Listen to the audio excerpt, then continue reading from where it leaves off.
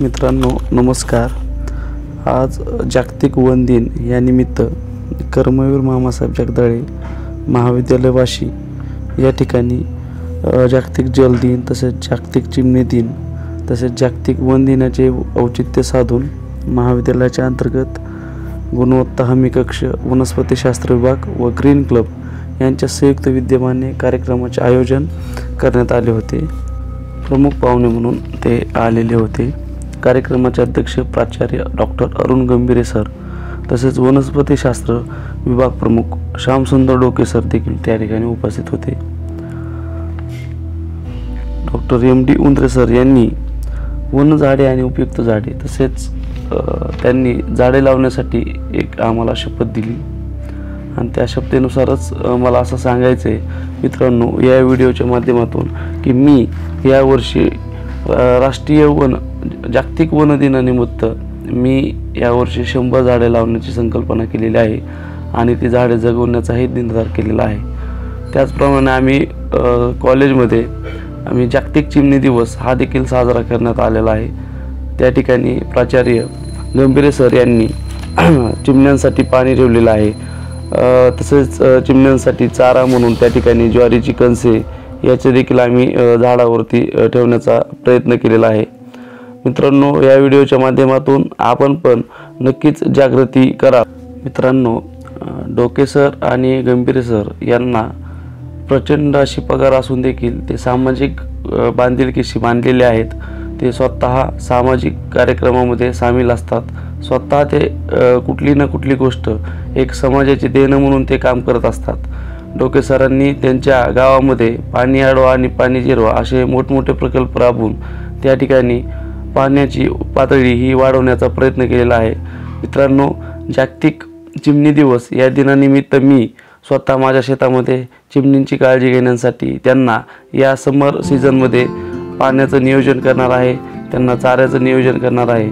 मित्रांनो चिमण्यांचं प्रमाण तसं बघायला गेलं तर खूप कमी होत चाललेलं आहे। जर ती जगली तर आपण जैवविविधतेकडे लक्ष देऊ, जैवविविधता टिकली तर आपण टिकू।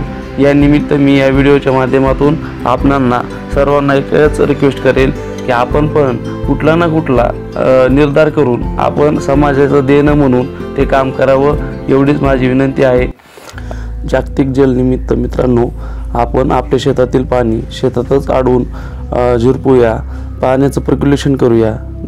व्हिडिओ आवडला तर मित्रांनो नक्की सबस्क्राईब करा। या कार्यक्रमामध्ये मला उपस्थित केल्याबद्दल मी प्राचार्य अरुण गंभीरे सर, श्यामसुंदर डोके सर तसेच MD उंद्रे सर व इतर सरांचा मी आभार व्यक्त करतो।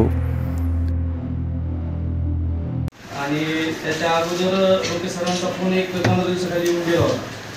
मी 8 दिवसाखाली मी माझा चॅनल चालू केला होता। त्या चॅनलच्या माध्यमातून मी पाणी अडवा आणि पाणी जिरवा हे प्रकल्प राबवण्याचा निश्चय केला होता। म्हणजे प्रकर्षानं या गोष्टीकडे वळण्याचं कारण मी गेली 2 वर्ष झालं माझ्या आईची ट्रीटमेंट कॅन्सरसाठी करतोय आणि गेल्या वर्षी 8 महिने मी पूर्ण ट्रीटमेंट केली होती आणि ती ट्रीटमेंट केल्यानंतर मी माझ्या स्पर्धा परीक्षेची तयारी करतो आणि मी पुण्याला जाऊन मी अभ्यास करत होतो। परंतु दुर्दैवाने माझ्या आईला 6 महिन्यानंतर तो कॅन्सर निघणार आणि त्याची ट्रीटमेंट परत अजून बार्शी या ठिकाणी नर्सिसवरती हॉस्पिटलला ट्रीटमेंट चालू झाली। ती ट्रीटमेंट चालू असताना मला एवढी प्रकर्षानं गोष्टी जाणवल्या की खरंच म्हणजे एवढी भयंकर परिस्थिती त्या हॉस्पिटलमध्ये आहे। कारण आज मी भोगतोय, मला माहिती आहे की तिथली परिस्थिती एवढी वाईट आहे। तिथले लोक एवढे गरीब, अत्यंत गरीब लोक तिथे ट्रीटमेंट घेतात। त्या ठिकाणी हीन प्रकारची वागणूक तिथल्या पेशंटला दिली जाते। जनावरं तर एक वेळेस बरे आपले अशा त्याच्यावरची हीन वागणूक त्या ठिकाणी दिली जाते। मग ह्याच गोष्टी मला अनुभवातून मला असं वाटलं की कारण म्हणजे माझा तर अभ्यास सध्या होत नव्हता। मला वाटलं की ठीक आहे आपण काहीतरी सोशल वर्क करूया, कारण जे माझ्याकडे भांडवल आहे सध्या मी अभ्यास केलेला 2-3 वर्षाचा अभ्यास करतो आणि त्या अभ्यासाच्या अंती मला असं वाटतं की आपण एक YouTube चॅनल चालू करू। कारण मी आता माझ्या गावामध्ये इंदापूरमध्ये म्हणजे यावर्षी आपल्या मराठवाड्यामध्ये पूर्ण पाऊस पडलेला, चांगला पाऊस पडला होता। चांगल्या दर्जाचा पाऊस पडून देखील आमच्या शेतामध्ये 2 पीक म्हणजे 2 लास्टचे पाणी द्यायचं असतं ते कमी पडले। इतकी गोष्ट वाईट वाटली की माझ्या जवळच्याच मित्रांनी बोर घेतले ते बोर घेऊन पण फेल गेले। म्हणजे कांद्याचे पैसे पावसाळ्यात झाले होते त्यांना चांगले 2 लाख रुपये झाले, 1.5 लाख रुपये त्यांनी बोरमध्ये घालवले। म्हणजे त्यांची मानसिकता सुधारायला तयार नाही। मी अजून बाकीच्या मित्रांना भेटलो त्यांना बोर पाडू नका आणि बोर पाडून काय होणार नाही. आणि परिस्थिती एवढी वाईट झालेली की पाणी आपण फक्त उपसा करतोय, पाणी जिरवत नाही. पाणी जिरवण्याचं काम कोणीतरी घेतलं पाहिजे. आणि त्या गोष्टीतूनच मी पाणी आडवा पाणी जिरवा हा प्रकल्प राबवला. मी एक व्हिडिओ तयार केला. मी पुण्यामध्ये गेलो होतो माझ्या मित्राला भेटायला. मित्राला माझ्या बोललो, माझा मित्र असंच सर तुमच्यासारखाच सोशल ॲक्टिव्ह आहे. मला इथं आल्यावरती प्राचार्य आपले प्राध्यापक गंभीर सर यांची म्हणजे आता परिचय झाला. त्यांनी पण त्यांचं सोशल जे सांगतात ते बघून मला खरंच म्हणजे भारावून गेलो मी. मला असं वाटलं की यार मीच फक्त घेतली काय मोहीम अशी हातात असं वाटलं, पण नाही. पण या ठिकाणी आल्यावरती कळलं की लोके सर असू द्या, गंभीर सर असू द्या, आणखी इतर शिक्षक शिक्षिका असतील की ते काम करत असतील, पण जे की मला माहीत नाही. परंतु या माध्यमातून मला या 2 सरांचा तर परिचय झाला. माझ्या मित्राने सूरज कोळी म्हणून आहे मित्र माझं, त्याने स्टेटस ठेवलं होतं माझं यूट्यूब चॅनलचं. आणि त्या चॅनलच्या माध्यमातून सरांनी मला कॉन्टॅक्ट केला. त्यावेळेला माझं एवढं मन भरून आलं होतं सर की तुमचा फोन आला आणि मला असं वाटलं की माझ्या एखाद्या गोष्टीची दखल इतक्या लवकर घेतली जाईल त्याबद्दल मला खूप आनंद झाला होता. मी माझ्या आईला सांगितलं होतं की मी जी मोहीम हाती घेतली ती मोहीम खरंच म्हणजे कोणतरी दखल घेणार आहे बाबा असं मला त्यावेळेला वाटलं होतं. मुद्दा एक सांगतो, आज खरं बघायला गेलं तर जागतिक वन दिवस आहे आणि उद्या आहे जागतिक जल दिवस. मला वाटतं प्रकर्षानं या गोष्टी बोलत असताना मला स्त्रियांशी जास्त करून बोलायचंय. कारण मी एक 6 महिन्यापूर्वी माझ्या शाळेमध्ये म्हणजे हे काम करत असताना शाळेमध्ये पण मी 1,10,000 रुपये शाळेत गोळा निधी करून दिला होता गावचा. आणि त्या ठिकाणी माझी शाळा एवढी सुंदर केलेली, मी शाळा तालुक्यात 1 नंबर आलेली. म्हणजे त्या ठिकाणी मी गेल्यावरती मला काही गोष्टी अशा जाणवल्या होत्या. स्त्रियांचे बरेच प्रॉब्लेम होते त्या ठिकाणी, स्वच्छतेचा प्रॉब्लेम होता, पाण्याचा प्रॉब्लेम होता. तर त्या गोष्टीकडे लक्ष दिल्यावर मी 26 जानेवारीला एक माझं भाषण केलं होतं. आणि त्या भाषणामध्ये मी स्त्रियांसाठी म्हणजे खास करून मी भाषण केलं होतं ते आणि त्यांना बोललो होतो. तर ह्या मला असं वाटतं की या माध्यमातून आजच्या कार्यक्रमाच्या माध्यमातून माझ्या स्त्रियांना एक विनंती आहे की तुम्ही आज जो दिवस आहे जागतिक वन दिवस त्या निमित्तानं तुम्ही या कार्यक्रमातून जाताना एक निश्चय करा, कमीत कमी 100 झाडं लावण्याचा तरी प्रयत्न करा. कारण मी तुमच्या ज्या वेळेला मी मुद्दा घेतला होता मला हसले होते, काय तू त्या स्त्रियांचं तुम्ही बोलला, काय तू असं बोलल्यानं थोडी पुढील परिस्थिती सुधारणार आहे. पण मला माहिती आहे मी दिनानाथला गेलो होतो माझ्या आईला गेल्या वर्षी ट्रीटमेंटला. त्यावेळेला इन्फेक्शन झालं होतं माझ्या सिस्टरला, वॉशरूमला गेली होती. म्हणजे अस्वच्छता त्या ठिकाणी मला जाणवली होती. त्या गोष्टीवरून मला स्त्रियांवरती थोडंसं प्रकर्षानं थोडं लक्ष द्यावं असं वाटलं. कारण आज बघतोय आपण प्रवास करायला जर गेलो, आपली घरातली स्त्री असते, बहीण असते, कोण ना कोण असतं, गेल्यावरती तर जाणवतो. एखाद्या स्टँडवरती जर गेलं तर तिथली वाईट परिस्थिती असते, कुणाला बोलून दाखवत नाही. मग मला माहिती आहे आज मी या व्हिडिओच्या आज या कार्यक्रमाच्या माध्यमातून मी सर्वांनाच विनंती करतो, म्हणजे स्पेशली सांगायचं झालं तर मी स्त्रियांना करतोय.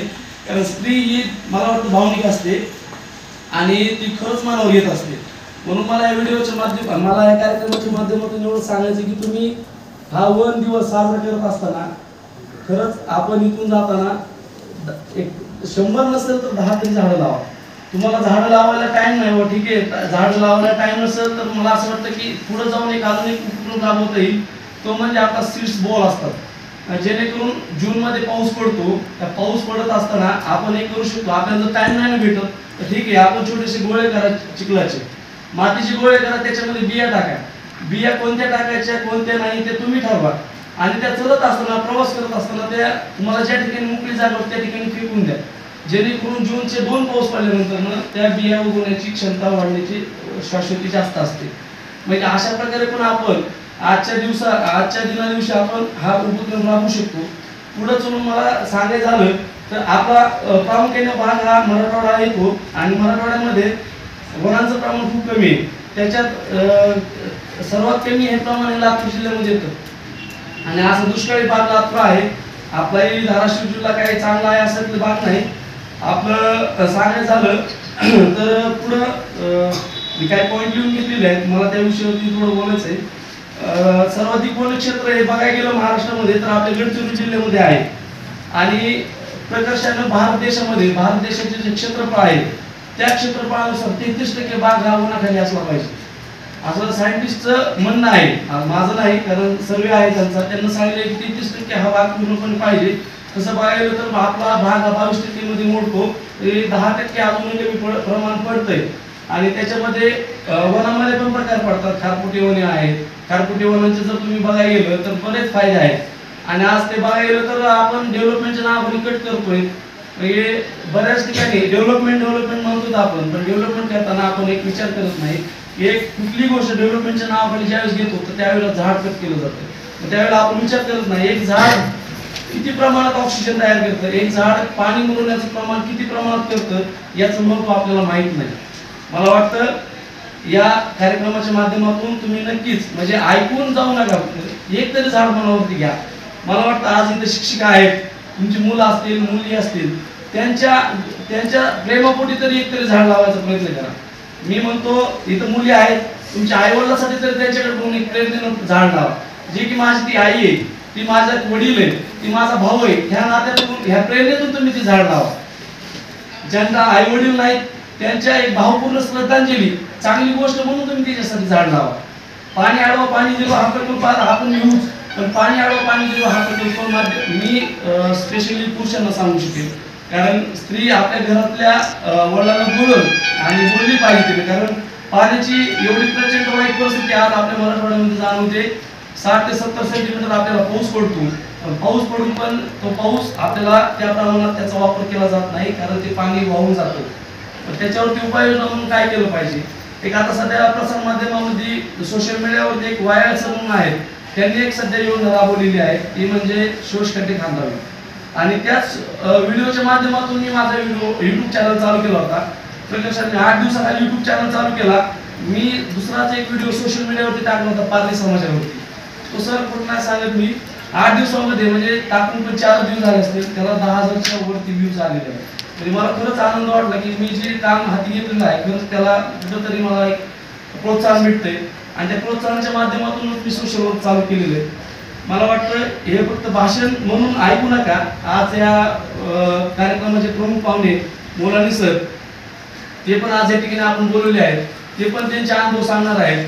त्यांनी पण त्यांच्या सर्व्हिसमध्ये काहीतरी कामं केली असतील. आता मला आपल्या सरांनी सांगितलं की आपल्या शाळेमध्ये बरेच झाडं होते, ते झाडं देण्याचा प्रयत्न त्यांनी केलेला आहे. म्हणजे प्रत्येक वेळेस ते कॉन्टॅक्टमध्ये आहे तिथं आणि काय ना काय देण्याचा प्रयत्न करतात. प्रत्येकानं एक माणूस म्हणून आपण काहीतरी देणं ह्या पृथ्वीचं हे विचारात घेऊन आपण ते काम केलं पाहिजे आणि त्याच्यावरती भर दिला पाहिजे.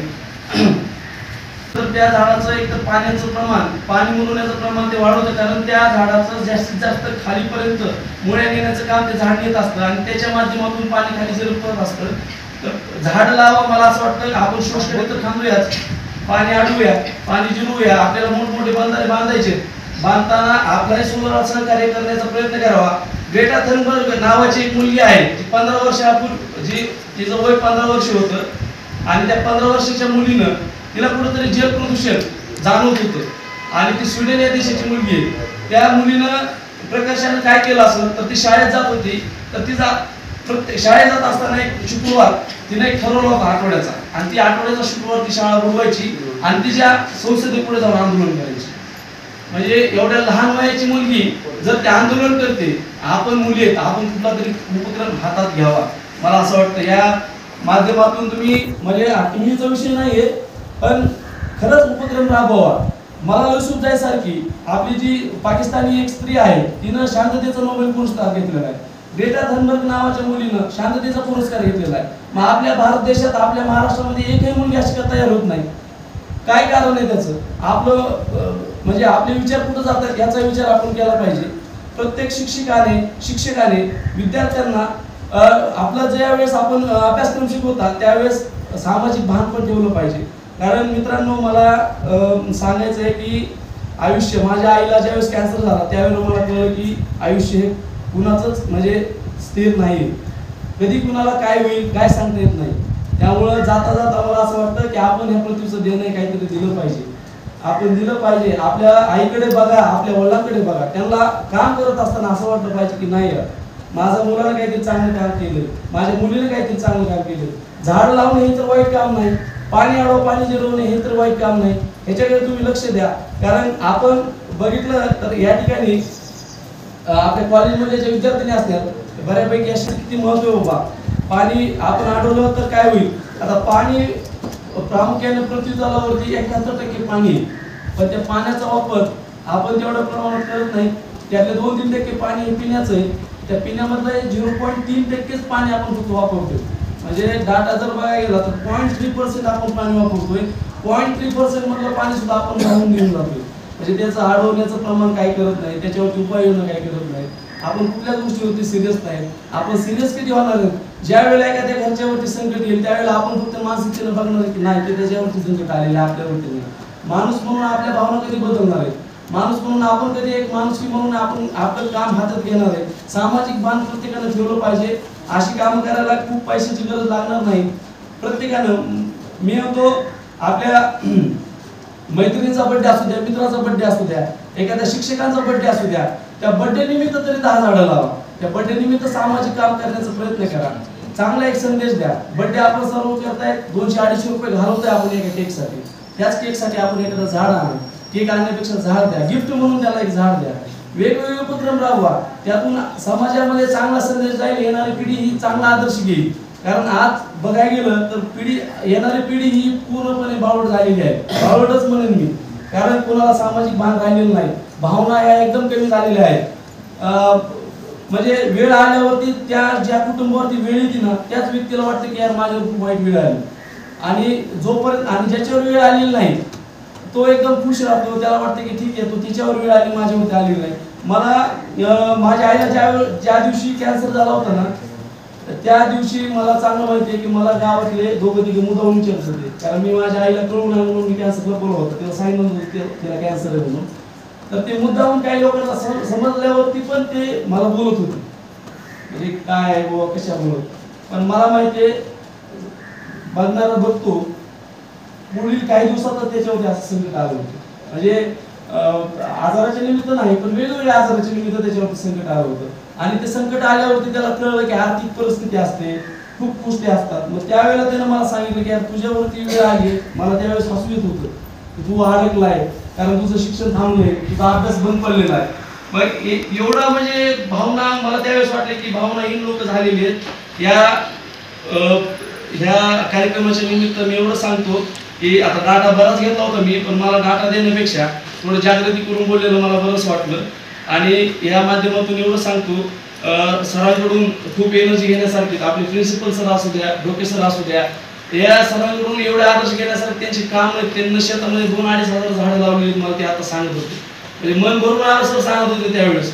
म्हणजे नुसतं पगार घेतायत अशातले भाग नाही. त्यांना त्यांचं वेट साधारणतः 85 काहीतरी मला माहित नाही वेट, पण वेट एवढं त्यांना कमी केलेलं आहे. दाताचे ऑपरेशन झालेले, एवढं फिट दाखवतात. मॅरेथॉन मध्ये बार्शीला जाऊन आले, आता 10 किलोमीटर पळालेले. डोके सरांना त्यांच्या 2017-18 मध्ये पाणी फाउंडेशन सारखे काम केलेले, पाणी अडवलेले, जिरवलेले, गावाला चांगलं काम करून दाखवलेले. मला वाटतं शिकतायत तर चांगला आदर्श घ्या. शिकून काहीतरी करायचं काम काय ना, तर अडाणी माणसं करणार नाही ते काम, शिकणारेच माणसं करू शकतात. आणि मला वाटतं सर मला विनंती आहे तुम्हाला की तुम्ही इतर शिक्षकांनाही तुमच्या टीम मध्ये घेऊन चांगल्या कामासाठी प्रोत्साहन द्या. मला वाटतं की एक 10% लोक जर नसेल मानसिकता किंवा हसतही असतील तुम्हाला नसतील, पण मला माहित नाही. कारण तुम्ही हे काम निश्चितपणे गाव लेवलला घेऊन जावा. थोडं राजकारणी त्या त्रास होईल, कारण त्रास प्रत्येक ठिकाणी असतो. त्या त्रासाला घाबरणं हे आपलं काम नाही. छत्रपती शिवाजी महाराजांचा आपण आदर्श कशासाठी घ्यायचा आहे, तर ह्यासाठी घ्यायचा आहे. त्यांनी चांगल्या कामासाठी कधी पण जनतेसाठी प्रयत्न केले होते. तर मला वाटतं एवढंच या माध्यमातून आपण शिकावं. सरांचं मी मुलानी सरांचं पण या ठिकाणी स्वागत करतो आणि त्यांना पुढील बोलण्यासाठी प्रोत्साहन देतो.